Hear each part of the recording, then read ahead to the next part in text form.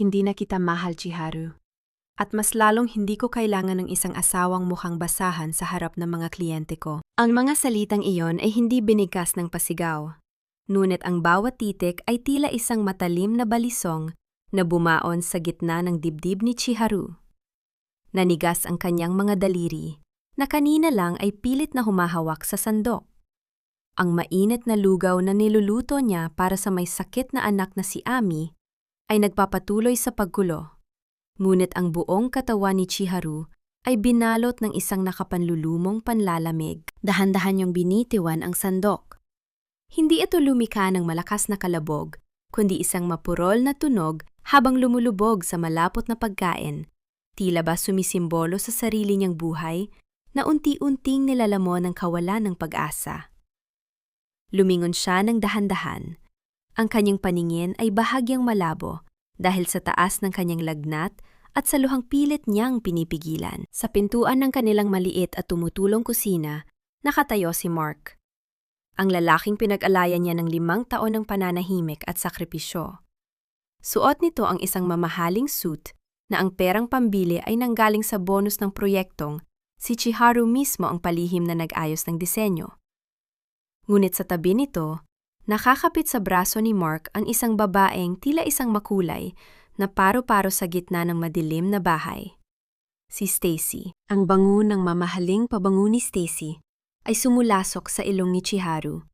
Pilit na dinadaig ang amoy ng bawang at pawis na laging nakadikit sa kanyang balat mula nang piliin niyang maging isang simpleng may bahay. Mark, ano ito? Halos bulong na lang ang lumabas sa lalamunan ni Chiharu. Si Ame, may lagnat siya.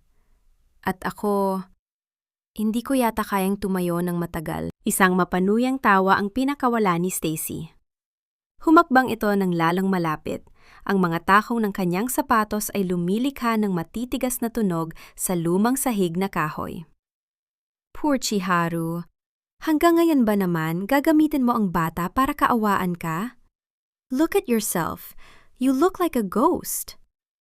Isang amoy kusinang multo na sumisira sa karir ni Mark. Inilapag ni Mark ang isang puting sobre sa ibabaw ng lamesang puno ng mga gamot ni Ami. Iyon ang mga papeles para sa annulment. Pirmahan mo na lang, at bago sumikat ang araw bukas, gusto kong wala na kayo rito. Ibinenta ko na ang bahay na ito kay Stacy. Siya na ang may-ari ng lupang kinatatayuan mo. Tila tumigil ang pag-ikot ng mundo para kay Chiharu. Ang bahay na ito, ang maliit at masikip na espasyong ito na pinaghirapan niyang gawing tahanan, ay kukunin na rin sa kanya. Wala siyang pakialam sa semento at yero, ngunit dito niya binuo ang bawat pangarap para sa kanyang anak. Naalala niya ang kanyang ama. Naalala niya ang mara niyang buhay na tinalikuran niya sa mansyon ng mga Jinguji. 5 taon na ang nakalilipas, lumuhod siya sa harap ng kanyang mga kuya. Nakiusap na hayaan siyang mamuhay ng simple kasama ang lalaking mahal niya. Sinabi niya noon na sapat na ang pag-ibig ni Mark. Isang mapait na ngiti ang kumawala sa kanyang mga labi habang nakatingin sa dulo ng sapatos ni Mark. Dahil ba wala akong maibigay na yaman sa iyo, Mark? Dahil ba sa tingin mo ay isa lang akong mahirap na babaeng swerte dahil pinakasalan mo? Dahil wala kang silbi, mabilis na sagot ni Mark. Ang kanyang boses ay puno ng puot na tila ba si Chiharu ang nagkasala sa kanya? Lahat ng narating ko ngayon, dahil sa sarili kong galing. At ang isang tulad mo ay pabigat lang sa pag-akyat ko sa rurok. Ayaw kong ikahiya ng mga kasosyo ko dahil sa asawang hindi man lang marunong magsuot ng tamang damit. Hindi alam ni Chiharu kung saan nakuha ang lakas. Ngunit dahan-dahan siyang tumayo ng tuwid. Kahit nangangatog ang kanyang mga tuhod, tiningnan niya ng diretso sa mga mata si Mark. Ang galing mo?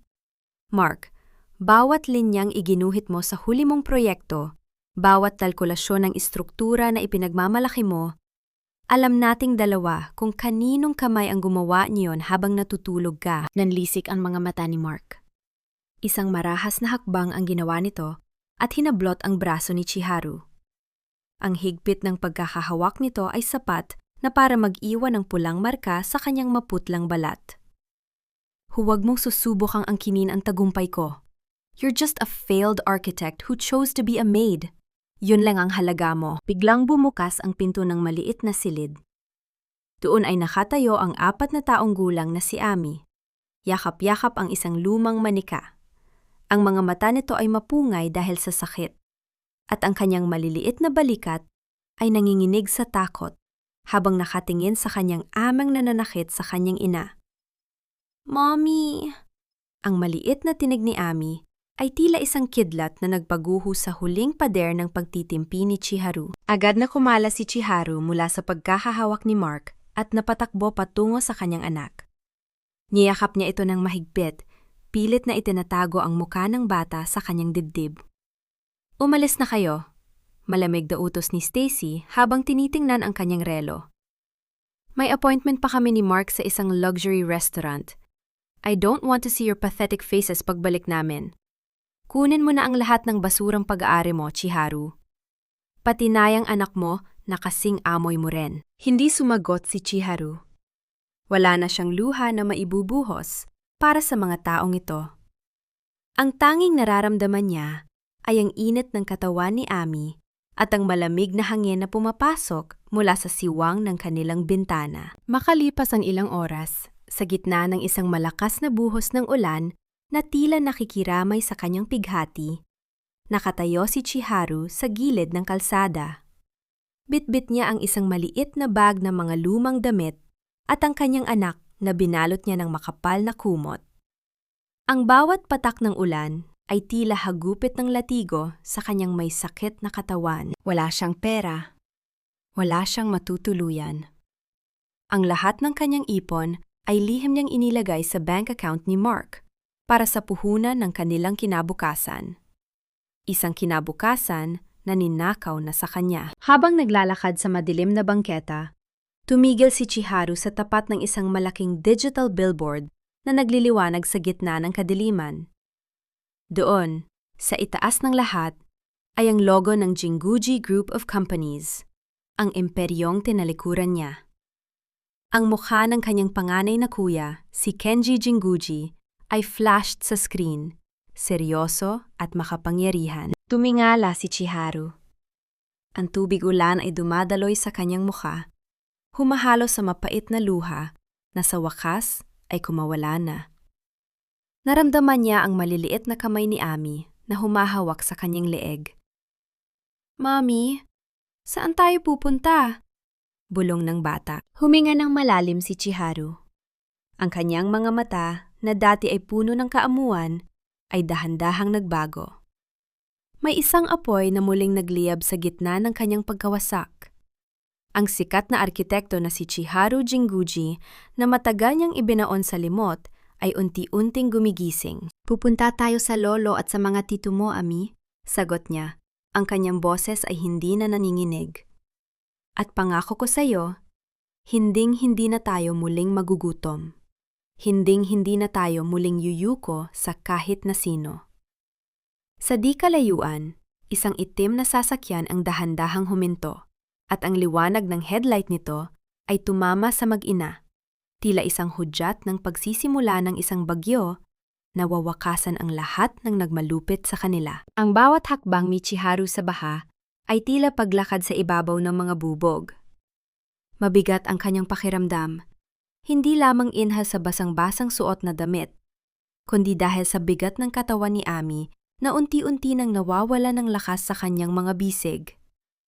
Ang ulan ay tila walang balak tumigil. Ang mga patak nito ay malalaki at masakit sa balat. Tila nakikipagkumpetensya sa bawat hikbi na pilit niyang binabaon sa kanyang lalamunan. Sa dulo ng isang makitid na eskinita sa sampalok, kung saan ang amoy ng sabon at kulob na tela ay laging namamayani, matatagpuan ang isang maliit na shop na may kupas na karatula, aling rosas labandera at iba pa. Doon, sa ilalim ng isang aandap-andap na bumbilya, nakaupo ang isang matandang babae na abala sa pagtitiklop ng mga puting kumot. Nang tumunog ang lumang kampanilya sa pinto, hindi dahil sa hanging pumasok, kundi dahil sa nangangatog na kamay ni Chiharu. Napaangat ng tingin si Aling Rosa. Ang kanyang mga mata, na malabo na dahil sa katandaan, ay nanlaki nang makita ang isang aninong basang-basa, yakap ang isang bata. Diyos ko po! Ineng, sino ka? Tanong ng matanda habang nagmamadaling lumapit. Ngunit nang tumama ang liwanag sa maputlang mukha ni Chiharu, nabitawan ni Aling Rosa ang hawak na kumot. Senyorita Chiharu? Kayo ba talaga yan? Halos gumuho ang tuhod ni Chiharu. Nana Rosa, help me. Please. Si Ami. Agad na kumilos ang matanda. Sa kabila ng kanyang edad, mabilis ning inalalayan si Chiharu patungo sa maliit na silid sa likod ng shop. Ang silid na iyon ay masikip, puno ng amoy ng malinis na linen at lumang kahoy. Ngunit para kay Chiharu, iyon ang pinakaligtas na lugar sa buong mundo sa sandaling iyon. Habang pinapalitan ni Aling Rosa ng tuyong damit si Ami, ang isip ni Chiharu ay tila isang sirang plaka na bumabalik sa nakaraan. 5 taon na ang nakalilipas, sa loob ng marangyang opisina ng kanyang ama, ang don ng pamilya Jinguji. Kapag lumabas ka sa pintong ito para sa lalaking yan, Chiharu, wag na wag kang babalik na luhaan. Ang boses ng kanyang ama ay kasing lamig ng asero. Huwag mong dungisan ang pangalan ng Jinguji para sa isang taong hindi alam ang halaga ng sakripisyo. Naalala ni Chiharu kung gaano siya katapang noon. Hindi ako babalik dahil sa pera, Papa. Babalik ako dahil napatunayan kong mali kayo. Mahal ako ni Mark. Isang mapait na tawa ang kumawala sa kanyang isip habang nakatingin sa kanyang mga palad na puno ng kalyo. Ang pag-ibig na ipinaglaban niya ay nauwi sa isang puting sobre ng annulment at isang gabing puno ng ulan. Pinili niyang maging martyr. Pinili niyang itago ang kanyang talino para lang hindi masapawan ang ego ni Mark. Ngunit sa huli, itinapon pa rin siya nito na parang isang basahang wala ng pakinabang. Uminom ka muna nito, senyorita. Abot ni Aling Rosa ng isang basang mainit na tubig na may kalamansi. Pasensya na kayo. Ito lang ang kaya ko. Salamat, Nana. At pakiusap, huwag yun na akong tawaging senyorita. Wala nang babaeng yon. Bulong ni Chiharu habang pinagmamasdan ang kanyang anak na mahimbing ng natutulog, bagaman paminsan-minsan ay dumaraing dahil sa lagnat. Napatingin si Chiharu sa isang lumang diaryo sa ibabaw ng lamesa ni Aling Rosa. Ang front page ay may larawan ni Mark, nakangiti habang hawak ang isang tropeo. Ang headline, The New Face of Philippine Architecture, Mark Anthony Salvador's Masterpiece. Naramdaman ni Chiharu ang pamilyar na kirot sa kanyang dibdib. Ang masterpiece na tinutukoy nila ay ang Blue Horizon Tower. Ang bawat kurba ng gusaling iyon, ang bawat disenyo ng bentilasyon, ay galing sa kanyang mga kamay. Siya ang nagpuyat para doon, habang si Mark ay abala sa pakikipag-flirt kay Stacy sa mga bar. Ibinigay niya ang lahat, ang kanyang pangalan, ang kanyang karera, ang kanyang dangal, para lang maging haddan sa tagumpay ng asawa. Dahan-dahang lumapit si Aling Rosa sa kanya. Ang matanda ay walang imik na kinuha ang kanyang lumang pitaka na gawa sa tahi-tahing tela. Mula roon, kumuha siya ng ilang piraso ng barya at isang gusot na 100 piso. Palihim niyang isiningit ito sa maliit na bulsa ng jacket ni Ami na nakasabit sa silya. Napansin ito ni Chiharu. Nana, huwag po. Kailangan niyo yan para sa gamot niyo sa rayuma. Umiling ang matanda. Ang kanyang mga mata ay puno ng luha. Ineng, maliit na bagay lang ito kumpara sa kabutihang loob niyo sa akin noong nasa mansion pa tayo. Ang mga tulad ni Mark, hindi sila nagtatagumpay ng matagal. May gulong ang tadhana. Ang simpleng kilos na yun ni Aling Rosa. Isang taong halos wala na ring makain pero nagagawa pang magbigay. Ang naging huling mitsa para kay Chiharu.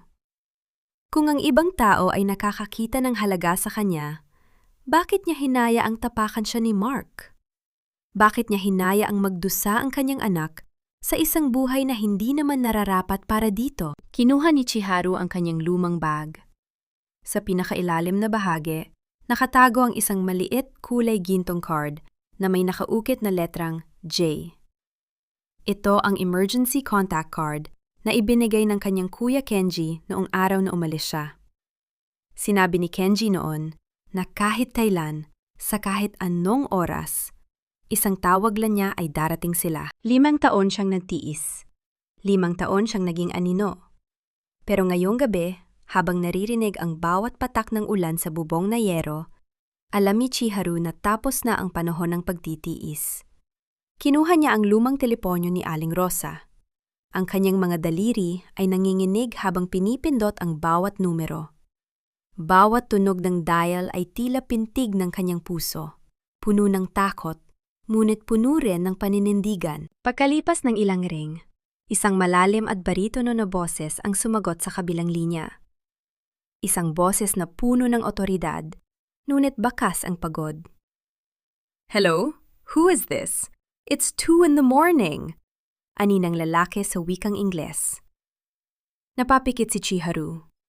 Ang luha na kanina pa niya pinipigilan ay tuluyan ng umagos, hindi dahil sa lungkot, kundi dahil sa ginhawa na sa wakas may makikinig na sa kanya. "Kuya Kenji," garalgal ang boses ni Chiharu. Si Chiharu ito. "Kuya, help me. Please, help us." Katahimikan ng namayani sa kabilang linya. Sa loob ng ilang segundo, tila tumigil ang hangin. Pagkatapos, narinig ni Chiharu ang pagkabasag ng isang baso sa kabilang dulo. Kasunod ang nagmamadaling mga yabag at ang boses ni Kenji na ngayon ay puno na ng bagsik at pag-aalala. "Chiharu, nasaan ka? Don't move. Tell me where you are right now." "Damn it, Chiharu, nasaan ka?" Napatingin si Chiharu sa bintana. Ang ulan ay humuhupa na at sa malayo, ang unang sinag ng bukang liwayway ay unti-unti nang sumisilip, tila nagbabadya ng isang bagong umaga, isang umagang puno ng paniningil. Sa loob ng engkanto adab na mansyon ng mga Jinguji sa Forbes Park, ang katahimikan ng madaling araw ay biglang nabulabog. Ang basong kristal na hawak ni Kenji ay nagkadurog-durog sa sahig. Ang mga piraso nito ay kumalat tila mga bituing bumagsak, ngunit hindi niya yon alintana. Ang kanyang mukha, na kilala sa pagiging kasing tigas ng bato sa mundo ng negosyo, ay nanginginig sa hindi maipaliwanag na halo ng galit at pighati. "Hiroshi! Daiki! Gising!" Ang sigaw ni Kenji ay umalingaw-ngaw sa malawak na pasilyo ng mansyon, sapat na para gisingin maging ang mga natutulog na alaala ng bahay na iyon. Hindi nagtagal. Mabilis na lumabas mula sa kanilang mga silid ang 2 pang kapatid. Si Hiroshi, ang pangalawa, ay may hawak pang tablet. Ang kanyang mga mata ay agad na naghanap ng kasagutan. Si Daiki naman, ang bunso sa mga lalaki at ang pinakamainit ang ulo, ay nakakuyom na agad ang mga palad. "Anong nangyayari, kuya? May problema ba sa stocks?" tanong ni Hiroshi. "Nahanap na natin siya," tanging sagot ni Kenji. Ang kanyang boses ay tila galing sa ilalim ng lupa. Tumawag si Chiharu. She's asking for help." Sa isang iglap, ang 3 pinakamakapangyarihang lalaki sa kanilang henerasyon ay kumilos tila isang hukbo. Walang nag-abalang magpalit ng formal na suot. Sa loob ng ilang minuto, ang tunog ng malalakas na makina ng 3 itim na SUV ay nagpadayanig sa tahimik na subdivision. Ang mga security guard sa gate ay nagmamadaling nagbukas ng harang. Nagtataka kung bakit ang mga Jinguji ay nagmamadaling lumabas sa ganitong oras na tila may susuguring kalaban. Habang binabaybay ang daan, patungo sa sampalok, si Hiroshi ay mabilis na nag-track ng signal ng lumang teleponong ginamit ni Chiharu. "The signal is coming from a small laundry shop. Kuya, it's a slum area. Bakit siya nandun?" Hindi sumagot si Kenji. Ang kanyang mga kamay ay mahigpit na nakahawak sa manibela. Ang kanyang mga buko-buko ay mapuputi na sa sobrang diin. Sa kanyang isipan, paulit-ulit na naglalaro ang boses ng kanyang kapatid. Ang boses na dati ay puno ng buhay, ngunit kanina ay tila isang kandilang malapit ng mamatay. Pagdating sa eskinita kung nasaan ang shop ni Aling Rosa, ang mga mamahaling sasakyan ay tila mga banyagang barko na dumaong sa isang maruming pampang. Ang putik mula sa kalsada ay tumalsik sa makintab na pintura ng mga SUV. Ngunit walang sinuman sa mga kapatid ang nag-atubili. Unang bumaba si Daiki na halos sipain ang pinto ng sasakyan sa sobrang pagmamadali. Sinundan siya ni Kenji at Hiroshi. Ang kanilang mga sapatos na gawa sa mamahaling balat ay agad na lumubog sa malagkit na putik ng eskinita. Ngunit dire-diretso silang naglakad patungo sa nag-iisang ilaw na bukas. Sa loob ng shop, nakaupo si Chiharu sa isang lumang bangko. Yakap ang natutulog na si Ami. Ang kanyang mukha ay kasimputi ng papel at ang kanyang mga mata ay walang kislap. Nang marinig niya ang mabibigat na yabag sa labas, dahan-dahan siyang nag-angat ng tingin. Bumukas ang pinto at pumasok ang tatlong naglalakihang anino. Ang amoy ng mamahaling cologne at kapangyarihan ay agad na sumakop sa maliit na espasyo ng laundry shop. Natigilan ang tatlong kapatid. Ang galit na nararamdaman nila kanina ay biglang napalitan ng isang matinding sakit na parang pinipiga ang kanilang mga puso. Ang kanilang kapatid, ang prinsesa ng pamilya Jinguji, ang batang babaeng pinalaki sa sutla at ginto, ay nakaupo sa harap nila, nasuot ang isang kupas na t-shirt, tuyot ang mga labi, at may mga pasa sa braso. Chiharu, bulong ni Daiki, ang kanyang boses ay nanginginig. Lumapit siya at lumuhod sa harap ng kapatid. Hinawakan niya ang malamig na kamay ni Chiharu. My God, Chiharu, anong ginawa nila sa'yo? Walang salitang lumabas sa bibig ni Chiharu. Tumingin lang siya kay Kenji na nakatayo sa likuran, ang panganay na kapatid na palaging tinitingala bilang haligi ng kanilang pamilya. Humakbang palapit si Kenji. Dahan-dahan niyang hinubad ang kanyang mamahaling coat at isinaklob ito sa nanginginig na balikat ng kanyang kapatid. Nang madikit ang kanyang balat sa balat ni Chiharu, naramdaman niya ang init ng ladnat nito. Nana Rosa? Tawag ni Kenji sa matandang labandera na nakatayo sa sulok, hindi makapaniwala sa nakikita. Salamat sa pag-aalaga sa kapatid ko. Ang pamilya Jinguji ay hindi nakakalimot sa mga taong tumutulong sa amin. Binuhat ni Daiki ang natutulog na si Ami. Ang kanyang puso ay lalong nadurog nang maramdaman kung gaano kagaan ang bata. Tila ba hindi ito sapat na napapakain? Kuya, she's so light. This is wrong. Everything about this is wrong. Tumingin si Kenji sa kanyang mga kapatid.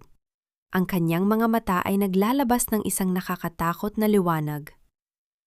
Dalhin na natin sila sa bahay. Hiroshi, tawagan mo ang pinakamagaling na doktor sa St. Luke's. Gusto ko silang maghintay sa mansion pagdating natin. Habang inaalalayan ni Kenji si Chiharu palabas, tumigil muna ang babae. Tumingin siya sa kanyang mga kuya. Kuya Kenji, si Mark. Ang lahat ng kinuha niya sa akin, ang lahat ng sakit na naranasan ni Ami. Inilagay ni Kenji ang kanyang kamay sa pisingi ni Chiharu, isang bihirang kilos ng lambing. Hush na, baby sister, nandito na kami. Mula sa sandaling ito, ang bawat luhang ibinuhos mo ay babayaran ni Mark Salvador ng dugo at karangalan. I will make sure he crawls back to the dirt where he belongs. Isinakay nila si Chiharu at Ami sa pinakakomportableng sasakyan. Habang ang fleet ng mga itim na SUV ay unti-unting lumalayo sa madilim na eskinita, ang liwanag ng buhang liwayway ay tuluyan ng sumikat. Ngunit para kay Mark Salvador, ito na ang simula ng pinakamadilim na gabi ng kanyang buhay. Sa loob ng sasakyan, habang nakasandal si Chiharu sa balikat ni Kenji, kinuha ni Hiroshi ang kanyang telepono at may tinawagan. Cancel all contracts with Salvador Architecture, ngayon din, and tell the bank to freeze all credit lines associated with his name. I want him to wake up to a nightmare. Sa loob ng isang marangyang function hall sa Grand Hyatt, Manila, ang halimuyak ng mga sariwang bulaklak at mamahaling wine ay tila isang nakalulasing na insenso para kay Mark Salvador. Nakatayo siya sa gitna ng entablado, suot ang isang pasadyang tuxedo na nagkakahalaga ng 6 na digit, habang ang mga flash ng camera ay tila mga bituing kumikislap para lamang sa kanya. Ang Blue Horizon Tower ay hindi lamang isang gusali. Anunsyo ni Mark sa harap ng mga mamamahayag at mga elite sa industriya ng konstruksyon. Ito ay simbolo ng aking pananaw, ng aking pagsisikap, at ng aking husay sa sining ng arkitektura. Ibinuhos ko ang aking puso at kaluluwa sa bawat linyang nakaguhit sa blueprints nito. Mula sa gilid ng entablado, si Stacy ay nakatingin sa kanya ng may mapanuyang ngiti. Hawak niya ang isang baso ng champagne, ang kanyang mga kuko na bagong gawa ay kumikinang sa ilalim ng mga chandelier. Para kay Stacy, ang tagumpay ni Mark ay tagumpay din niya. Hindi dahil samahan niya ang sining, kundi dahil ito ang susi niya sa buhay, na puno ng luhong dati ay pinapang-arap lang niya. Cheers to our new life, love, bulong ni Stacy sa sarili, bago lumapit kay Mark nang matapos ang speech nito. Yumakap siya sa braso ng lalaki. Ipinapakita sa lahat na siya na ang bagong reyna sa tabi ng hari. You were amazing, Mark, ani Stacy, nang makababa sila sa entablado. Sa wakas, hindi mo na kailangang makita ang malungkot na mukha ni Chiharu. Isipin mo na lang, kung hindi mo siya pinalayas, baka hanggang ngayon ay amoy patis ang bahay natin sa halip na amoy tagumpay. Tumawa ng mahina si Mark. Ang kanyang mukha ay walang bakas ng pagsisisi. Huwag na nating banggitin ang pangalan ng babaeng yun dito, Stacy. She was a mistake I've finally corrected. Ngayon, ang mahalaga ay ang kontratang pipirmahan natin sa mga foreign investors. Ngunit sa gitna ng kanilang katuwaan, naramdaman ni Mark ang paulit-ulit na pagyanig ng kanyang telpono sa loob ng bulsa. Sinubukan niya itong baliwalain.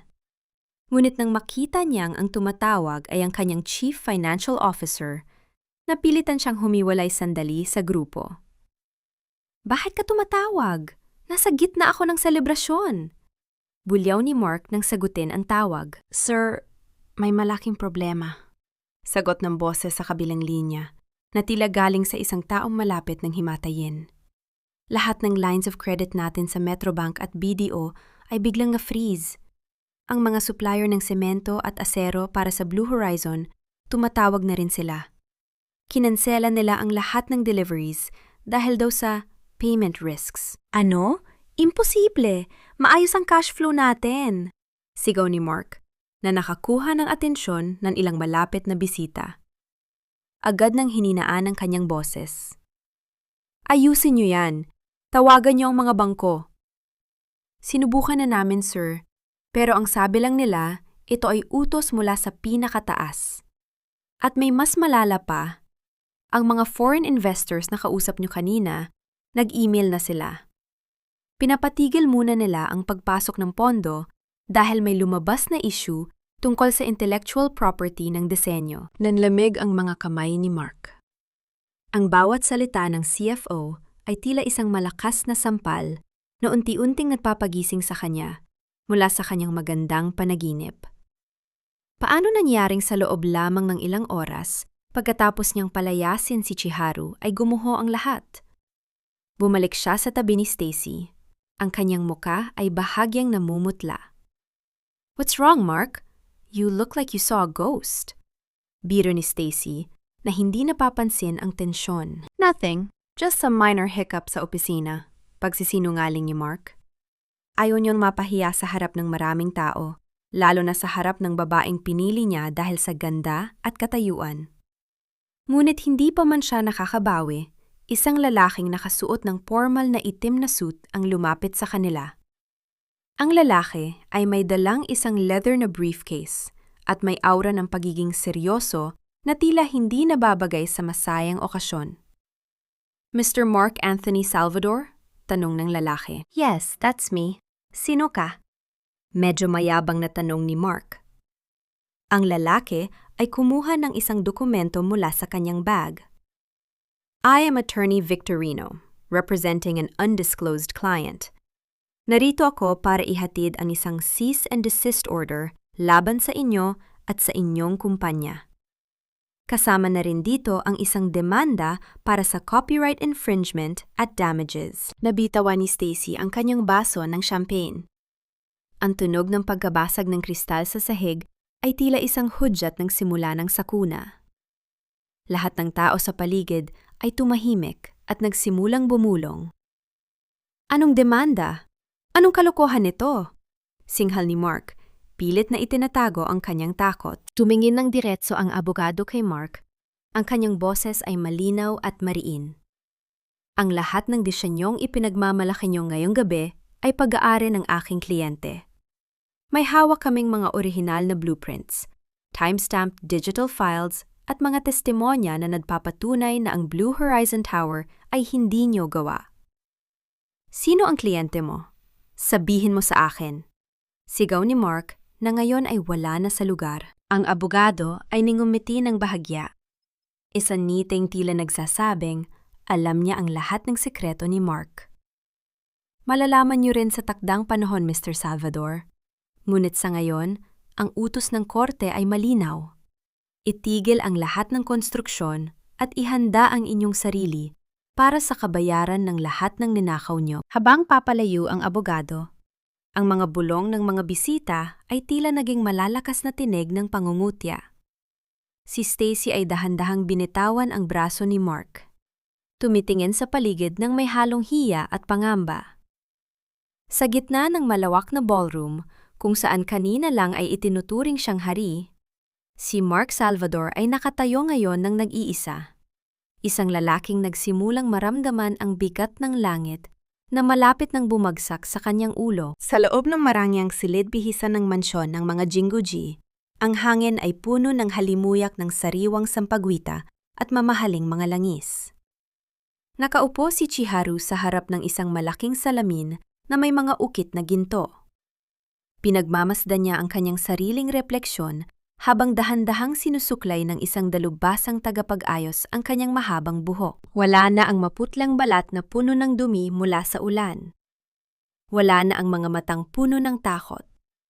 Ang suot niyang puting sutla na bestida ay tila dumadaloy sa kanyang katawan gaya ng tubig sa batis. Nang isuot niya ang isang simpleng kwintas na gawa sa mga perlas ng Palawan, naramdaman ni Chiharu ang isang pamilyar na bigat. Hindi ang bigat ng sakripisyo, kundi ang bigat ng kanyang tunay na pagkakakilanlan. Pumasok sa silid ang kanyang tatlong kuya. Nakatayo sila sa likuran niya. Ang kanilang mga mukha ay puno ng paghanga at proteksyon. Yan ang kapatid ko, bulong ni Daiki, habang tinitingnan ang bagong anyo ni Chiharu. You look like a queen again, Chiharu. Kuya Kenji, tawag ni Chiharu habang nakatingin pa rin sa salamin. Huwag niya siyang tapusin ng mabilisan.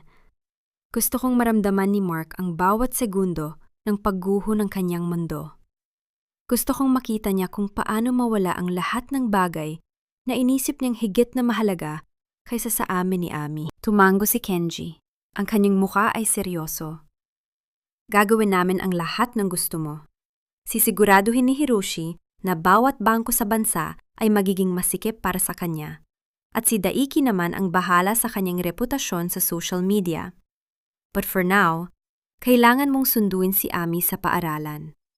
I want her to see her mother standing tall. Sa harap ng gate ng isang eksklusibong preschool, ang mga magulang at yaya ay abala sa paghihintay sa kanilang mga anak. Sa gitna ng kumpulan, nakatayo si Stacy. Suot ang isang matingkad na pulang damit at malalaking sunglasses. Naroon siya para sunduin si Ami, hindi dahil sa pagmamahal, kundi para ipakita kay Mark na ginagawa niya ang kanyang tungkulin bilang bagong ina. Ang tagal naman ng batang yon. Reklamo ni Stacy sa kanyang sarili, habang tinitingnan ang kanyang mamahaling relo. Biglang isang mahaba at makintab na itim na Mercedes-Benz ang dahan-dahang huminto sa tapat ng gate. Ang lahat ng mata ay napalingon sa sasakyang yon. Nang bumukas ang pinto, lumabas ang isang babaeng tila galing sa pahina ng isang high-fashion magazine. Nanlaki ang mga mata ni Stacy. Hindi niya agad nirensyo ang babaeng naglalakad ng may tiwala sa sarili. Ang bawat hakbang ay tila isang tula ng karangalan. Ngunit nang alisin ng babae ang kanyang sunglasses, tila tumigil ang paghinga ni Stacy. Chiharu? Gulat na bulong ni Stacy. Paanong naging ganito ang hitsura mo? Hindi sumagot si Chiharu. Tiningnan lamang niya si Stacy mula ulo hanggang paa nang may bahagyang ngiti ng pangungutya. Sa pagkakataong ito, si Stacy ang nagmukhang baduy at cheap sa harap ng tunay na elegante. Eksaktong lumabas si Ami mula sa silid-aralan. Nang makita ng bata ang kanyang ina, agad itong tumakbo ng mabilis at yumakap sa binti ni Chiharu. "Mami! Mami! Ang ganda mo po!" Sigaw ni Ami. Ang kanyang muka ay nagliliwanag sa saya. Pinuhat ni Chiharu ang kanyang anak. Inamoy ni Ami ang leeg ng kanyang ina at napangiti ng malawak. "Mami! Amoy bulaklak ka na ulit! Hindi na amoy usok at ulan!" Ang simpleng salitang iyon mula kay Ami ay tila isang haplos sa sugatang puso ni Chiharu. Hinalikan niya ang noo ng anak. "Dahil hindi na tayo babalik sa dilim, Ami." "Hoy, Chiharu!" Sigaw ni Stacy, na hindi matanggap na binabalewala siya. "Saan mo nakuha ang perang pambili ng mga gamit na yan? At kanino sasakyan yan? Huwag mo sabihing nagbenta ka na ng katawan para lang magmukhang mayaman. Nakakatawa ka. Akala mo ba maluloko mo kami?" Dahan-dahang lumingon si Chiharu kay Stacy. "Stacy, ang ingay mo ay hindi nababagay sa lugar na ito. Masyado kang halata na ngayon lang nakatikim ng konting barya ni Mark. Huwag kang mag-alala. Malapit mo nang maranasan kung paano muling bumalik sa kung saan ka nanggaling." Bago pa makasagot si Stacy, lumabas mula sa sasakyan si Daiki. Inalalayan niya si Chiharu na pumasok sa loob. Nakita ni Stacy ang gwapo at makapangyarihang lalaki na si Daiki at ang kanyang isip ay agad na naghinala ng masama. "Aba, may sugar daddy ka na pala agad!" Sigaw ni Stacy habang mabilis na kinukuha ang kanyang telpono. Kinuha niya ang larawan ni Chiharu habang inalalayan ni Daiki sa loob ng sasakyan. Tingnan natin kung anong sasabihin ni Mark kapag nalaman niyang ang dating asawa niya ay isang kabit ng mayamang lalaki. Habang umaandar ang sasakyan palayo, nakatingin si Chiharu sa side mirror. Nakita niya ang maliit na figura ni Stacy na galit na kumukuha ng litrato. Napanghiti na lamang si Chiharu. Hinayaan niyang maglaro ang mga kaaway sa sarili nilang bitag. Hindi alam ni Stacy na ang lalaking tinatawag niyang sugar daddy ay ang mismong taong wawasak sa lahat ng kanilang pangarap ni Mark. Ang bawat tawag sa telpono na natatanggap ni Mark sa loob ng kanyang opisina ay tila isang mabigat na hampas ng maso na nagpapaguho sa kanyang natitirang katinuan. Ang mga investor na dati ay naguunahan sa pagkamay sa kanya, ngayon ay naguunahan sa pagsigaw at pagbabanta ng demanda. Ang malawak na silid na dati ay simbolo ng kanyang kapangyarihan ay tila unti-unting sumisikip, tila ang mga dingding ay dahan-dahang lumalapit para siya ay itarak sa gitna. "Kailangan ko ng pondo, kahit anong paraan!" Sigaw ni Mark sa kanyang sekretarya, habang ang kanyang buhok ay gulo-gulo na at ang kanyang tuksido ay puno na ng lukot. Eksaktong bumukas ang pinto at pumasok si Hiroshi Jinguji. Ngunit hindi siya pumasok bilang kapatid ni Chiharu. Nakasuot siya ng isang mamahaling salamin at may daladalang aura ng isang misteryosong dayuhang investor na nagngangalang Mr. H. Ang kanyang tindig ay kasing tigas ng bakal at ang bawat hakbang niya sa carpeted na sahig ay nagbibigay ng isang nakatatakot na katahimikan. "Narinig ko na ang kumpanya mo ay nasa bingit ng bangkarota, Mr. Salvador," ani Hiroshi sa isang malamig at kalkuladong boses. "Narito ako para mag-alok ng isang salbabida, ₱1 bilyon para mailigtas ang Blue Horizon Tower." Para kay Mark, si Hiroshi ay tila isang anghel na bumaba mula sa langit. Hindi niya napansin ang bahagyang pagkislap ng pot sa mga mata ng lalaki. Sa sobrang desperasyon, hindi na nag-abala si Mark na suriin ang background ng Mr. H. Agad niyang kinuha ang dokumentong inilapag ni Hiroshi sa lamesa. "Anong kapalit?" tanong ni Mark. Ang kanyang kamay ay nanghinginig habang hawak ang ballpen. "Simple lang. Bilang garantiya, isasangla mo sa akin ang lahat ng iyong ari-arian. Ang kumpanyang ito, ang iyong mga shares, at maging ang bahay na tinitirhan mo ngayon," sagot ni Hiroshi. May isang mapait na ngiti sa kanyang mga labi na hindi nakita ni Mark. "Kung hindi mo mababayaran ang unang installment sa loob ng 30 araw, Lahat ng yan ay magiging akin. Walang pag-aalinlangang niladaan ni Mark ang kontrata.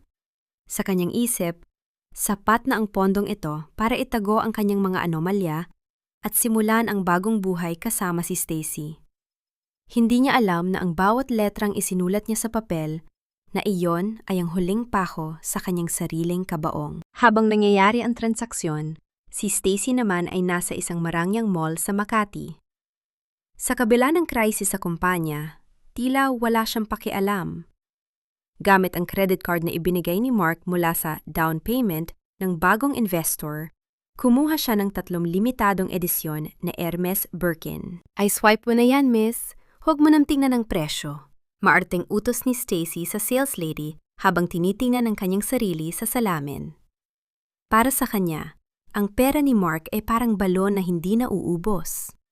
Hindi niya alam na ang bawat kaskas ng card na iyon ay lalong nagpapabaon kay Mark sa kumunoy ng utang. Sa labas ng gusali, sa loob ng isang itim na SUV na may tint na salamin, nakatanaw si Chiharu. Pinagmamasdan niya si Mark mula sa malayo, habang ang kanyang dating asawa ay nakayukod at tila sumasamba sa paanan ni Hiroshi para sa pera. Walang awa ang naramdaman ni Chiharu. Ang tanghing naroon ay isang matinding pagkamuhi at pagkasuklam. Diyan ka magaling, Mark? Bulaw ni Chiharu sa sarili. Ang magmakaawa sa mga taong inaakala mong mas mataas sa'yo, habang tinatapakan mo ang mga taong akala mo ay mas mababa. Nang makabalik si Chiharu sa mansyon ng mga Jinguji, dinalaw niya ang lumang library ng kanyang ama.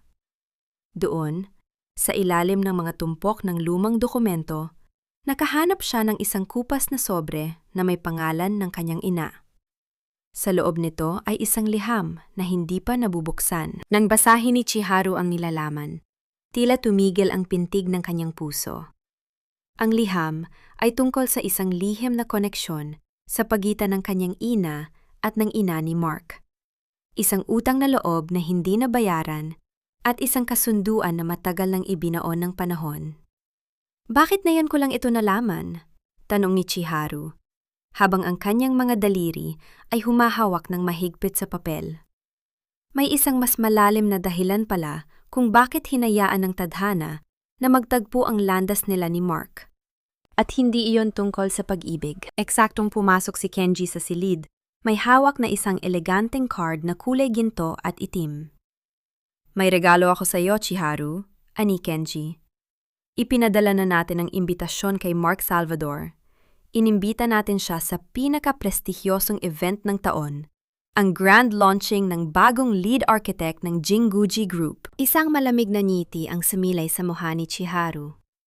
Alam niyang ito na ang sandaling hihintayin ng buong bansa. Ang sandali kung saan ang reynang itinapon sa ulan ay muling uupo sa kanyang trono, at ang magnanahaw ay haharap sa kanyang tunay na hatol. Siguraduhin mo makakarating siya, kuya, wika ni Chiharu. Gusto kong makita niya ang mukha ng babaeng sinabi niyang walang silbi, habang hawak ko ang susi ng kanyang katapusan. Ang bawat kristal na nakasabit sa dambuhalang chandelier ng Grand Ballroom ng Manila Hotel ay tila mga matang nagmamasid, nagniningning sa ilalim ng mga ilaw na sadyang inihanda para sa gabing iyon. Ang hangin ay puno ng amoy ng mamahaling champagne, at ang mahinang himig ng mga violin na nagbibigay ng isang aura ng kapangyarihan at yaman. Ito ang gabi ng anunsyo para sa bagong lead architect ng Jinguji Group, ang pinakamalaking kumpanya sa bansa, at ang lahat ng sino at ano sa alta sosyedad ay naroroon. Sa gitna ng karamihan, pumasok sina Mark at Stacy. Suot ni Mark ang kanyang huling natitirang mamahaling suit, pilit na itinatago ang panginginig ng kanyang mga kamay dahil sa kaba. Si Stacy naman ay parang isang reyna kung lumakad, suot ang pulang bestida na binili niya gamit ang perang ninakaw sa huling pondo ng kumpanya ni Mark. Kampante sila dahil sa imbitasyong natanggap nila. Iniisip na marahil ay nagustuhan ng mga Jinguji ang talento ni Mark sa kabila ng mga isyung kinakaharap nito. Tingnan mo sila, Mark, bulong ni Stacy habang nakatingin sa 3 magkakapatid na Jinguji na nakatayo sa dulo ng ballroom. Kapag nakipag-usap ka sa kanila ng maayos, Siguradong malilinis ang pangalan mo. At huwag mong kalimutan ang ebidensya natin laban kay Chiharu. Ipakita mo sa kanila kung anong klaseng babae ang kinakasama ng kanilang mga kaibigan. Hinawakan ni Mark ang kanyang cellphone sa bulsa, kung saan naroon ang mga larawang kinuha ni Stacy. Ang larawan ni Chiharu na kasama si Daiki. Sa isip ni Mark, ito ang kanyang alas. Gagamitin niya ito para ipakitang siya ang biktima, na ang kanyang dating asawa ay isang taksil. Biglang namatay ang mga ilaw sa paligid, at tanging ang liwanag mula sa entablado ang natira. Umakyat si Kenji Jinguji sa gitna. Ang kanyang presensya ay sapat na para patahimikin ang buong silid. Magandang gabi sa inyong lahat. Simula ni Kenji. Ang boses ay malalim at puno ng otoridad. Marami ang nagtatanong kung sino ang arkitektong may likha ng mga bagong disenyo na magpapabago sa mukha ng aming kumpanya. Ang taong ito ay hindi lamang isang henyo sa sining, kundi isang simbolo ng katatagan at dangal. Ikinalulugod kong ipakilala sa inyo ang lead architect ng Jinguji Group at ang aking pinakamamahal na bunsong kapatid, si Chiharu Jinguji. Kasabay ng pagbanggit sa pangalan, isang malakas na spotlight ang tumama sa itaas ng grand staircase. Doon, dahan-dahang bumaba ang isang babaeng tila isang diyosa ng liwanag. Suot ni Chiharu ang isang itim na gown na gawa sa mamahaling puntas. Ang bawat disenyo nito ay nagpapakita ng kanyang hubog at dignidad. Ang kanyang buhok ay nakaistilong maayos, at sa kanyang leeg ay nagniningning ang mga brilyante na mas maliwanag pa sa mga ilaw ng ballroom. Tila tumigil ang pagtibok ng puso ni Mark. Ang baso ng wine na hawak niya ay dahan-dahang dula sa kanyang mga daliri, hanggang sa lumika ito ng mapurol na tunog ng pagkabasag sa sahig. Chiharu? Bulong niya. Ang boses ay tila isang hangin na nawalan ng lakas. Si Stacy naman ay napanganga. Ang kanyang muka ay namutla na parang isang bangkay. Hindi maaari. Paanong ang pulubing yon ay naging isang Jinguji? Hindi nagpatinag si Chiharu. Dire-diretso siyang naglakad patungo sa entablado. Ang bawat hakbang ay tila isang deklarasyon ng kanyang muling pagkabuhay. Nang makarating siya sa tabi ni Kenji, kinuha niya ang mikropono. Ngunit bago siya magsalita, ang kanyang mga mata ay dumapo sa kinaroroonan ni Mark at Stacy. Isang malamig na ngiti ang sumilay sa kanyang mga labi dahil sa sobrang lito at galit. Biglang sumigaw si Mark mula sa gitna ng karamihan. Kasinungalingan ito! Isang malaking panloloko. Ang babaeng yan ay asawa ko. Isang simpleng may bahay na walang pera. At may ebidensya ako na nakikipagrelasyon siya sa ibang lalaki para lang makuha ang posisyong ito. Naglabas si Mark ng kanyang telpono at pilit na ipinakita ang larawan ni Chiharu at Daiki. Ngunit bago pa man niya ito maipakita sa lahat, lumapit si Daiki sa tabi ni Chiharu at inakbayan ito. Ang lalaking tinutukoy mo ay ako, ani Daiki. Ang boses ay puno ng pangungutya. Ako ang kapatid niya. At ang mga larawang yan. Yan ang patunay kung gaano ka kabobo, Mark. Hindi mo man lang nakilala ang pamilya ng babaeng pinakasalan mo dahil masyado kang naging abala sa panunupil sa kanya. Lumapit si Stacy, pilit na sumisingit. Kahit na, magnanakaw pa rin siya. Ninakaw niya ang mga disenyo ni Mark para magpasikat dito. Dahan-dahang bumaba si Chiharu mula sa entablado at huminto sa harap ni Stacy. Ang distansya sa pagitan nila ay sapat na para maramdaman ni Stacy ang matinding lamig mula sa mga mata ni Chiharu. Sa isang mabilis na galaw, naramdaman na lamang ni Stacy ang isang matinding hapdi, isang malakas na tunog ng palad na dumapo sa kanyang pisingi. Sapat na para mamilipit ang kanyang muka sa sakit. Iyan ay para sa bawat luhang ibinuhos ng anak ko nang dahil sa iyo. Ang boses ni Chiharu ay mababa, ngunit puno ng bagsik. At ang tungkol sa mga disenyo? Mark, ang lahat ng file sa computer mo, ang bawat sketch na itinago mo sa ilalim ng kama natin, lahat yon ay may digital signature ko na nakarehistro 3 taon na ang nakalilipas. Ikaw ang nagnakaw sa akin. At ngayong gabi, ang lahat ng ninakaw mo ay babawiin ko ng may kasamang interes. Napaluhod si Mark sa sahig ng ballroom. Ang kanyang dangal ay tuluyan ng gumuho sa harap ng lahat ng taong gusto niyang hangaan siya. Ang katahimikan sa loob ng silid ay tila isang mabigat na kumot na nagpapahirap sa kanyang paghinga. Tumingin si Chiharu sa kanyang mga kuya at pagkatapos ay sa mga tao. Magsimula na ang selebrasyon dahil ang tunay na reyna ay nakabalik na at ang mga impostor ay wala ng lugar sa aking palasyo. Habang pilit na kinakaladkad ng mga security guards sina Mark at Stacy palabas ng hotel, naiwan si Chiharu sa gitna ng entablado, nakatayo ng matuwid. Ang sakit ng nakaraan ay naroon pa rin. Ngunit sa kauna-unahang pagkakataon, ang kanyang puso ay naramdaman ang tunay na laya. Walang kasing sakit ang tunog ng katahimikan sa isang bahay na dati ay puno ng huwad na yabang at halakak.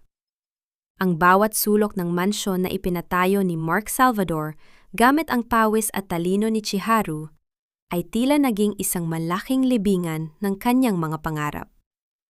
Ang mga mamahaling gamit na dati ay simbolo ng kanyang tagumpay ay isa-isang nilalagyan ng pulang sticker ng mga sheriff, mga marka ng pagsamsam na tila mga sugat sa balat ng isang taong malapit ng bawian ng buhay. Nakaupo si Mark sa sahig ng kanyang malawak na sala. Ang kanyang likod ay nakasandal sa malamig na marmol. Ang bawat hakbang ng mga tauhan ng bangko na naglalabas ng kanyang mga sofa at telebisyon ay tila isang malakas na pintig sa kanyang sentido. Bawat kalansing ng mga susi ay paalala ng kanyang kabiguan. Hindi ito maari. Hindi ito pwedeng mangyari sa akin. Bulong ni Mark. Ang kanyang mga mata ay walang buhay at nakatitig sa kawalan. Ang kanyang buhok ay gulo-gulo at ang kanyang mukha ay puno ng balbas na tila hindi na nadaplisan ng labaha sa loob ng ilang araw. Sa kabilang dako, sa Ninoy Aquino International Airport, mabilis ang bawat hakbang ni Stacy. Nakasuot siya ng malaking sombrero at sunglasses. Pilit na itinatago ang kanyang mukha sa mga taong baka makakilala sa kanya. Hawak niya ang isang maliit na bag na puno ng mga alahas at ang huling perang na kulimbat niya mula sa vault ng opisina ni Mark. Bahala ka na sa buhay mo, Mark. Hindi ako sasama sa iyo sa kulungan. Mabilis na bulong ni Stacy habang papalapit sa check-in counter. Ngunit bago pa man niya maiabot ang kanyang passport, isang malalim at baritono na boses ang pumigil sa kanyang mundo. Masyadong mabilis ang iyong pag-alis, Miss Stacy. Nilingon ni Stacy ang pinagmulan ng boses, at doon ay nakita niya si Hiroshi Jinguji, nakatayo ng may otoridad at napapalibutan ng 2 pulis. Walang galit sa mukha ni Hiroshi, kundi isang malamig na pagkainip na tila ba isang langaw lang ang tinitingnan niya. The jewelry you're carrying. They were bought using company funds that are currently under litigation for fraud. In short, panakaw ang mga iyan, ani Hiroshi. Ang bawat salita niya ay tila isang hatol na walang kawala. Habang kinakaladkad si Stacy palayo ng mga otoridad, ang kanyang mga sigaw ng pagpuprotesta ay unti-unting nalamon ng ingay ng mga makina ng eroplano, mga eroplanong hinding-hindi na niya sasakyan. Balik sa mansion, isang puting sasakyan ang dahan-dahang huminto sa tapat ng gate. Bumaba si Chiharu. Suot ang isang simpleng beige na coat. Ang kanyang tindig ay kasing tatag ng isang bundok. Malayo sa basang-basang babaeng pinalayas ni Mark ilang linggo na ang nakalilipas. Pumasok siya sa loob ng bahay at nakita ang themic na figura ni Mark sa sahig. Nang marinig ng lalaki ang kanyang mga yabag, mabilis itong tumingin at tila isang asong nagmamakaawa na gumapang patungo sa kanyang paanan. Chiharu! Chiharu! Patawarin mo ako! Hagulgol ni Mark habang pilit na hinahawakan ang dulo ng coat ni Chiharu. Nabulag ako, Chiharu. Nagkamali ako. Pero isipin mo si Ami. Isipin mo ang ating anak. Hindi mo ba gustong lumaki siya na may buong pamilya? Para sa kanya, Chiharu. Please, itigil mo na ang mga demanda. Dahan-dahang yumuko si Chiharu para mapantayan ang mukha ni Mark. Walang galit sa kanyang mga mata. Tanging isang nakabibining awa para sa isang taong hindi alam ang tunay na halaga ng pag-ibig. Naisip mo ba si Ami nung pinalayas mo kami sa gitna ng ulan? Ang boses ni Chiharu ay parang isang bulong mula sa isang malamig na gabi. Naisip mo ba siya nung hinayaan mong saktan siya ng babae mo? Mark, ang pamilyang sinasabi mo ay pinatay mo na nung gabing talikuran mo kami. Ngayon, ang kinakaharap mo ay hindi galit ng isang asawa, kundi ang hustisya ng isang ina. Kumuha si Chiharu ng isang lighter mula sa kanyang bag. Inilabas niya ang lumang kopya ng kanilang papeles sa kasal. Ang papel na dati ay itinatangi niya bilang simbolo ng kanyang sakripisyo. Sa harap ni Mark, sinindihan niya ang dulo nito. Walang anumang tunog, kundi ang paglamon ng maliit na apoy sa papel, hanggang sa ang mga titik ng kanilang pangalan ay naging abo at tinangay ng hangin sa loob ng bakanteng silid. Ito na ang huling ugnayan natin, Mark, wika ni Chiharu, habang inilalapag ang isang bagong dokumento sa harap ng lalaki. Pirmahan mo ang tuluyang pagsuko ng iyong parental rights kay Ami. Yan lang ang tanging paraan para hindi ko nadagdagan ang mga kasong isasampa ko sa iyo. Nanginginig ang kamay ni Mark habang hawak ang panulat. Wala na siyang pagpipilian. Pinirmahan niya ang dokumento sa gitna ng kanyang mga hikbi. Eksaktong pumasok ang mga pulis para isilbi ang warrant of arrest para sa kasong estafa at intellectual property theft. Habang pinaposa si Mark, tumingin siya kay Chiharu sa huling pagkakataon, umaasang makakita ng kahit katiting na pagmamahal. Ngunit tinalikuran na siya ni Chiharu. Naglakad si Chiharu palabas ng bahay, hindi lumilingon sa nakaraan. Nang makalabas siya, naramdaman niya ang init ng sikat ng araw sa kanyang mukha. Sa di kalayuan, nakita niya si Ami na naglalaro sa loob ng sasakyan kasama ang kanyang kuya Kenji. Ang bawat hakbang ni Chiharu palayo sa bahay na yon ay tila pagtanggal ng isang mabigat na kadena sa kanyang kaluluwa. Ang imperyong gumuho ay kay Mark, ngunit ang pundasyong binuo ni Chiharu para sa kanyang sarili ay ngayon pa lamang tunay na magsisimulang tumibay. Bakit mayan mo lang ito'y pinaalam sa akin, kuya? Ang tinig ni Chiharu ay tila isang marupok na sinulid na anumang sandali ay mapuputol sa gitna ng malawak na silid-aklatan ng mga jingguji. Hawak niya ang liham ng kaning ina. Ang papel ay bahagyang naninilaw na at amoy alikabok. Ngunit ang bawat salitang nakasulat doon ay tila bagong sugat na humahabdi sa kanyang puso. Nakatayo si Kenji sa tapat ng bintana. Nakatanaw sa malawak na harden, kung saan masayang naglalaro si Ami kasama ang mga yaya. Hindi siya lumingon, ngunit baka sa kurbada ng kanyang mga balikat ang bigat ng isang sikretong matagal niyang dinala. Dahil ayaw ni Papa na isipin mong minahal ka lang ni Mark dahil sa utang na loob o dahil sa plano. Ang boses ni Kenji ay mababa at puno ng pait. Ang ina ni Mark ay dating labandera ng ating pamilya bago ka pa isilang. Tinulungan siya ni Mama nung nagkasakit siya. At may kasunduan silang palalaguin ang buhay ng mga Salvador. Pero nalaman ni Mark ang tungkol sa yaman natin bago pa siya lumapit sa iyo sa universidad. Napaupo si Chiharu sa antigong silya. Ang kanyang mga kamay ay nanginginig. Kaya pala alam niya kung paano ko pasayahin nung una. Hindi yun tadhana, kuya. Iyon ay isang kalkuladong plano. Ginamit niya ang kabutihan ng puso ni Mama para bitagin ako. Ang sakit ng katotohanan ay mas matindi pa sa sampal ni Mark. Hindi lang pala siya pinagtaksilan sa huli. Ang buong pundasyon ng kanyang 5 taong pagsasakripisyo ay nakatayo sa isang malaking kasinungalingan. Dahan-dahang bumukas ang pinto at pumasok ang kanilang ama, si Don Jiro Jinguji. Nakatukod ito sa isang tungkod na gawa sa ivory. Ang bawat hakbang ay may kasamang tunog ng marahang pag-antala sa sahig. Ang kanyang mukha, na dati ay tila isang pader na hindi matitibag, ay ngayon ay bakas na ang katandaan at pagsisisi. Agad na tumayo si Chiharu. Sa kabila ng lahat ng sakit, ang kultura ng paggalang ay nananalatay sa kanyang mga ugat. Lumapit siya at kinuha ang kamay ng ama para magmano.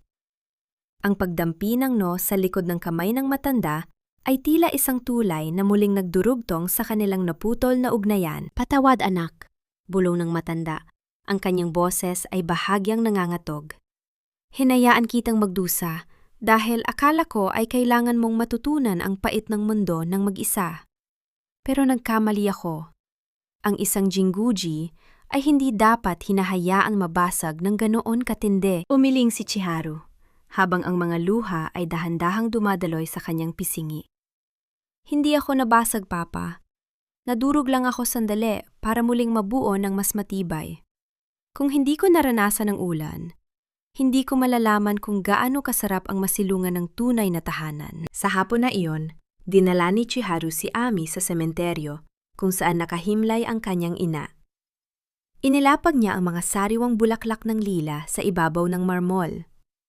Walang hangin na umiihip, tanging ang huni ng mga ibon sa paligid ang nagbibigay ng buhay sa themic na lugar. "Mama, tapos na ang pagtatago ko," bulong ni Chiharu habang hinahaplos ang nakaukit na pangalan sa lapida. "Hindi ko hahayaang ang utang na loob na sinimulan mo ay maging tanikala para sa amin ni Ami.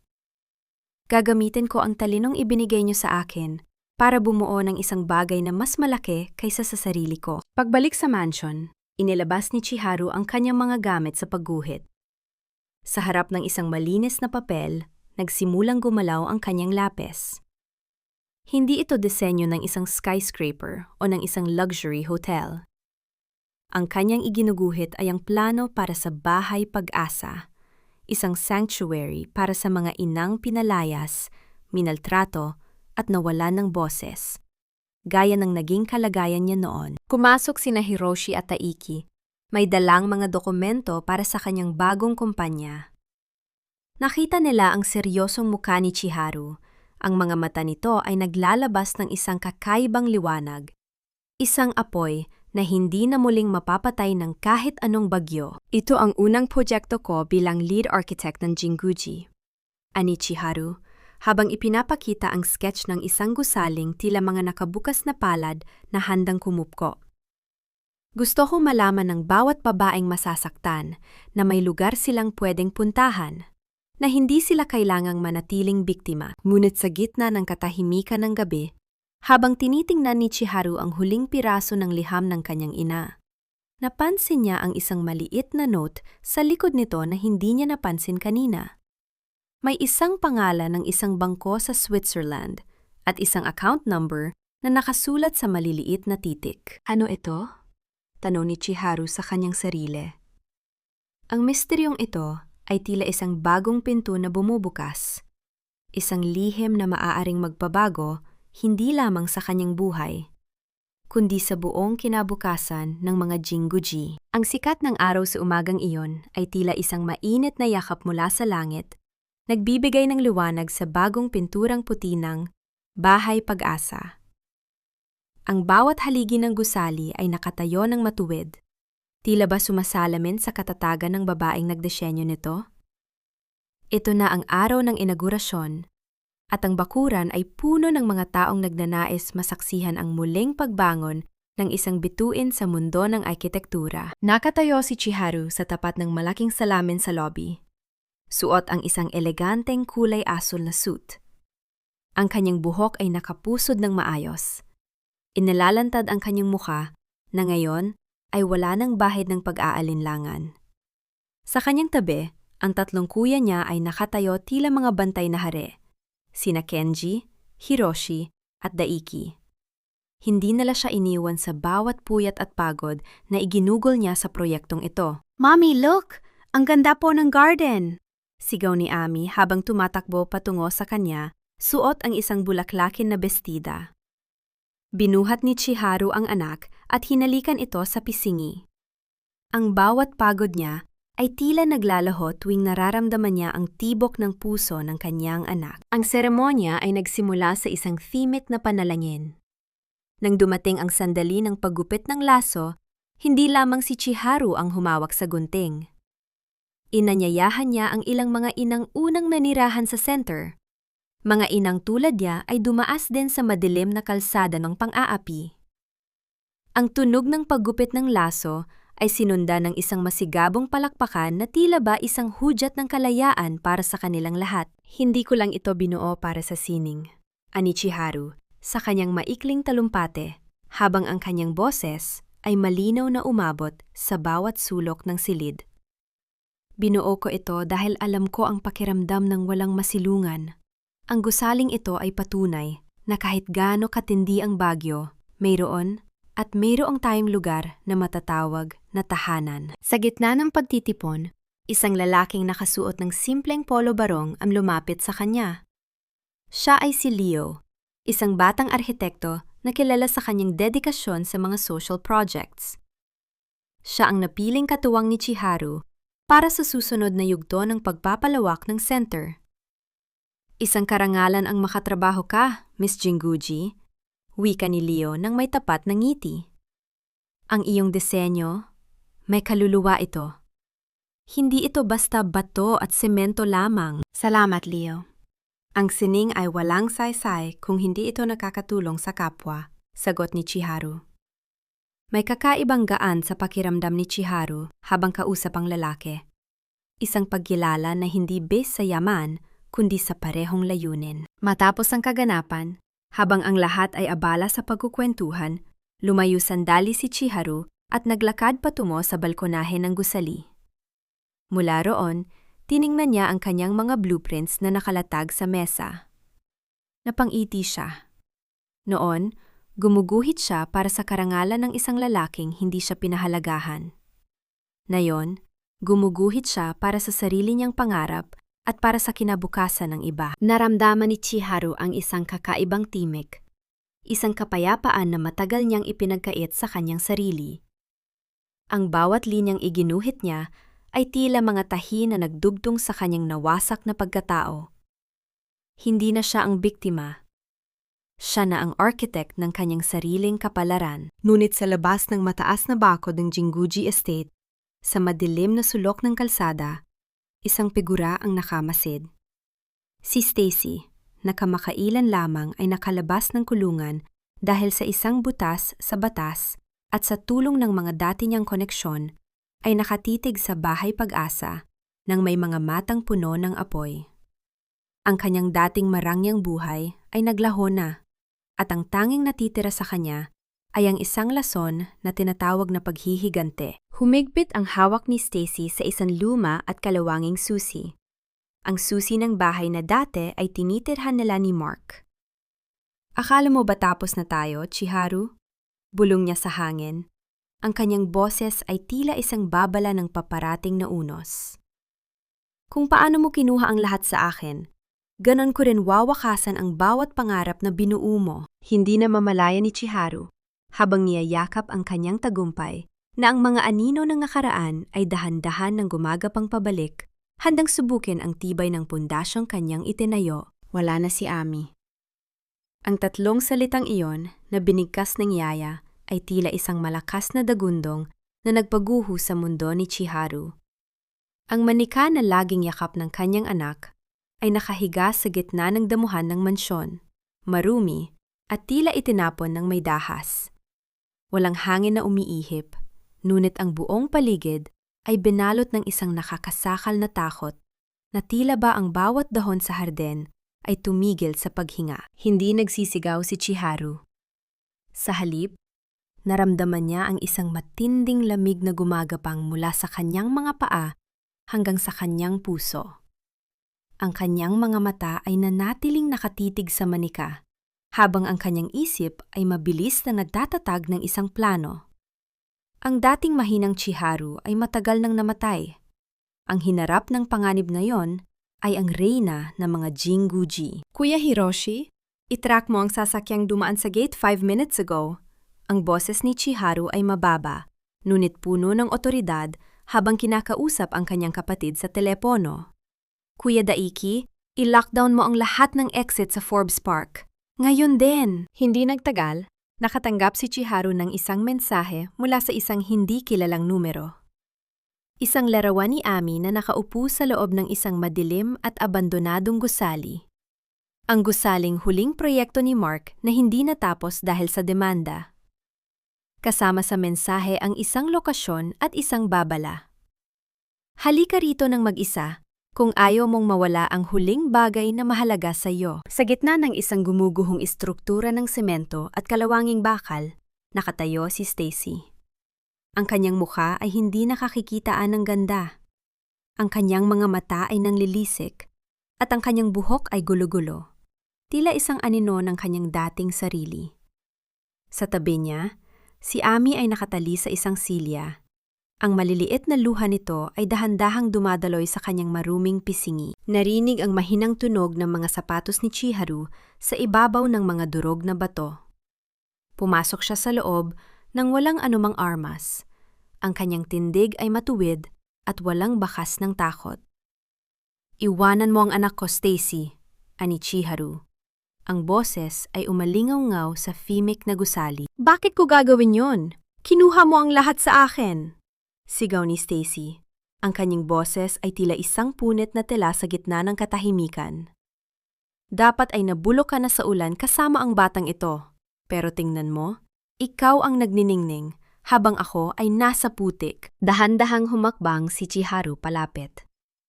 "Hindi ko kinuha ang lahat sa iyo, Stacy. Ikaw ang nagtapon ng sarili mong buhay nang piliin mong magnakaw at manakit ng kapwa. Ang galit mo ay hindi para sa akin, kundi para sa sarili mong kawalan ng halaga." "Manahimik ka!" Akmang susugurin ni Stacy si Chiharu. Ngunit napatigil siya nang makita ang thimit na kalmado sa mga mata ng arkitekto. "Tumingin ka sa paligid mo, Stacy," patuloy ni Chiharu. "Ang gusaling ito ay tila ikaw. Maganda sa labas nung una, pero walang matibay na pundasyon kaya gumuho. Maari mong saktan kami ngayon, pero hinding-hindi nito maibabalik ang buhay na hinahangad mo. Ang tanging matitira sa iyo ay ang isang madilim na silid sa kulungan kung saan walang makakaalala sa pangalan mo." Sa mga sandaling iyon, naramdaman ni Stacy ang bigat ng kanyang sariling pagkatalo. Ang kanyang mga kamay ay nagsimulang manginig, at ang kutsilyong hawak niya ay dahan-dahang bumagsak sa sahig, lumikha ng isang matunog na pagkiskis sa semento. Napaluhod siya at humagulgol ng malakas. Isang iyak ng isang taong tuluyan nang nawala ng direksyon. Hindi nagtagal, ang tunog ng papalapit na mga sasakyan ng pulis ay bumasag sa katahimikan. Mabilis na kinalas ni Chiharu ang pagkakatali kay Amy at binuhat ang anak ng napakahigpit. Tila ba ayaw na niya itong pakawalan kailanman? Habang kinakaladkad si Stacy palayo ng mga otoridad, wala itong ginawa, kundi tumawa ng hysterical. Isang tunog na nagpapatunay na ang kanyang isipan ay tuluyan ng nilamon ng kanyang sariling lason. Lumabas si Chiharu mula sa madilim na gusali. Ang sikat ng papalubog na araw ay tumama sa kanilang mag-ina. Nakatayo sa labas ang kanyang tatlong kuya. Ang kanilang mga mukha ay bakas ang matinding ginhawa. Lumapit si Kenji at niyakap silang dalawa. Ang init ng pamilya ay tila isang panangga laban sa anumang panganib. Tumingala si Chiharu sa langit. Ang mga ulap ay kulay rosas at lila, tila isang ipinintang obra maestra. Naramdaman niya ang maliliit na kamay ni Amy na humahawak sa kanyang muka. "Mommy, don't cry na po. I'm safe," bulong ng bata. Isang matamis at payapang ngiti ang sumilay sa mga labi ni Chiharu. Alam niyang ito na ang huling pagsubok. Ang bawat bagyo ay lumipas na, at sa wakas, ang pundasyon ng kanyang buhay ay hindi na kailanman mayayanig ng kahit na sino. Ang bawat simoy ng hangin sa hapong iyon ay tila may dalang bulong ng kapayapaan, umiikot sa malawak na harden ng mga jingguji na punong-puno ng makukulay na banderitas para sa isang espesyal na pagtitipon. Ang amoy ng inihaw na litson, ang halimuyak ng kare-kare at ang tamis ng bagong pitas na mangga ay humahalo sa halahak ng mga bisita. Ito ay hindi lamang isang simpleng salusalo. Ito ang selebrasyon ng muling pagkabuo ng isang pamilya at ang tagumpay ng isang babaeng nagmula sa dilim, malayo sa marangyang handaan. Sa loob ng isang malamig at kulob na selda ng city jail, nakaupo si Mark Salvador sa isang manipis na higaan. Ang tunog ng marahas na pagkalansing ng mga rehas na bakal ay nagsisilbing musika ng kanyang araw-araw na pagdurusa. Hawak niya ang isang lumang litrato. Ang litrato nila ni Chiharu at Ami noong panahong wala pa silang pera, ngunit puno pa ng pag-asa ang kanilang tahanan. Isang malalim na buntong hininga ang kumawala sa kanyang dibdib. Kasunod ang isang patak ng luhang pumatak sa mukha ni Chiharu sa litrato. Nasa huli ang pagsisisi. Bulong ni Mark sa themic na selda. Ang kanyang boses ay tila isang hungkag na alingaw-ngaw. Lahat ng kanyang pinaghirapang nakawin ay naglaho na, at ang tanging natira sa kanya ay ang mga pader na gawa sa semento na siya mismo ang nagdisenyo sa kanyang isipan noong siya ay nabulag pa ng kasakiman. Samantala, sa balkonahe ng mansyon, nakatayo si Chiharu habang nakatanaw sa malawak na lupain. Suot niya ang isang puting bestida na tila sumasayaw sa bawat ihip ng hangin. Wala na ang bakas ng pagod sa kanyang mukha. Ang kanyang mga mata ay nagniningning na tila mga bituin sa gitna ng sikat ng araw. Lumapit si Kenji, Hiroshi, at Daiki sa kanyang likuran. Ang tatlong magkakapatid na naging kanyang sandigan sa gitna ng bagyo. Inabutan siya ni Kenji ng isang baso ng wine. Ang bawat pagdampi ng kanilang mga baso ay lumikha ng isang malinaw at themic na tunog ng pagkakaisa. Cheers to the best architect in the country, ani Daiki nang may malawak na ngiti. And the strongest woman I know. Thank you, kuya. Kung hindi dahil sa inyo, baka hanggang ngayon ay nakatayo pa rin ako sa ilalim ng ulan. Sagot ni Chiharu. Ang kanyang boses ay puno ng katapatan. You did this yourself, Chiharu. Kami ay naging tulay lang, pero ikaw ang naglakad. Seryosong saad ni Kenji, habang tinatapik ang balikat ng kanyang kapatid. Nang umalis ang kanyang mga kuya para asikasuhin ang mga bisita, naiwan si Chiharu ng mag-isa sa balkonahe. Dinama niya ang bulsa ng kanyang bestida at naramdaman ang isang matigas at pabilog na bagay. Inilabas niya ito, ang kanyang lumang singsing sa kasal na matagal na niyang hinubad, ngunit hindi pa niya tuluyang naitatapon. Pinagmasdan niya ang gintong singsing. Sa loob ng 5 taon, ito ang naging simbolo ng kanyang tiis at martir na pagkatao. Ngunit sa pagkakataong ito, hindi na niya nararamdaman ang bigat nito. Wala na ang galit, wala na ang pot. Ang tanghing natira ay ang isang mahalagang aral tungkol sa pagmamahal sa sarili. Sa isang mabilis ngunit mapayapang galaw, inihagis ni Chiharu ang singsing patungo sa malalim na lawa sa dulo ng kanilang hardin. Ang paglubog ng ginto sa ilalim ng tubig ay hindi lumika ng malakas na ingay, kundi isang mabilis na paglamon ng kalikasan sa huling alaala ng kanyang masakit na nakaraan. Eksaktong tumakbo si Ami patungo sa kanya, ang maliliit na paa nito ay mabilis na humahakbang sa damuhan. Mami! Mami, halika na po! Kakain na tayo! Binuhat ni Chiharu ang kanyang anak at hinalikan ito ng matagal sano. Punta na tayo, baby. Wala nang iiyak, okay? Habang naglalakad sila patungo sa gitna ng handaan, ang liwanag ng papalubog na araw ay nagbigay ng isang kulay gintong aura sa paligid. Ang bawat hakbang ni Chiharu ay puno ng tiwala at dignidad.